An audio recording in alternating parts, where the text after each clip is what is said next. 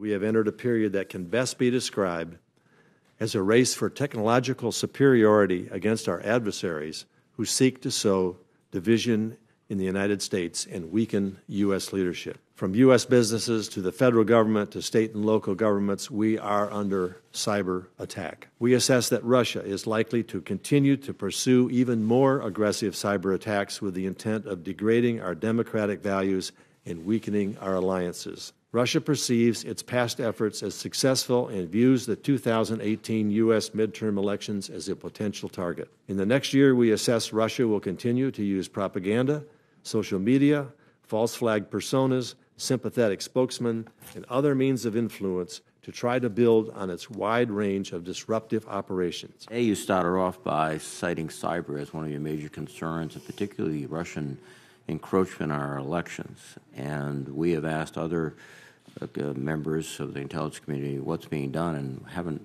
heard much about what's being done. It really begs the question, what are we doing? Senator, there are ongoing discussions among a number of our agencies. It's a whole-of-government approach. I have discussed it personally with the President of the United States. He has said, I assume you're doing your job, all of you who head up these agencies relative to cyber, but if you need for me to say, direct you to do it, do it. The discussions, I think, are ongoing. It's just the plan of action and the direction to take action seems to be missing. Do you believe that this country today has an appropriate and clear policy with regard to cyber warfare? No, I think that's a work in process. We've heard testimony from a number of intelligence officials who have said that there is currently interference going on from Russia into our upcoming election cycle for 2018, and you haven't had any direction from the White House or the administration to respond to that.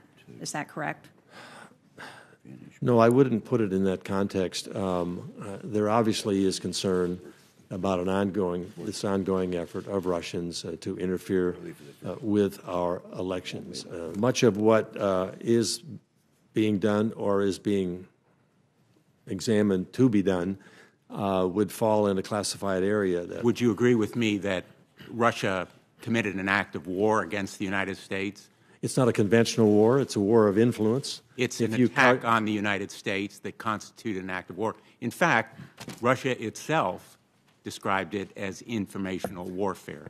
I think it's the obligation of the Congress to determine whether or not something is an act of war against the United States. You know, you look at the character of war that's changing and some of the technology, you literally have the capability to reach the globe with weapon systems. Cyber is a weapon system. In terms of looking at the context of the nature and the character of war, you know, we no longer have the Westphalian, everybody lines up on the border, 1648, right, and we come across.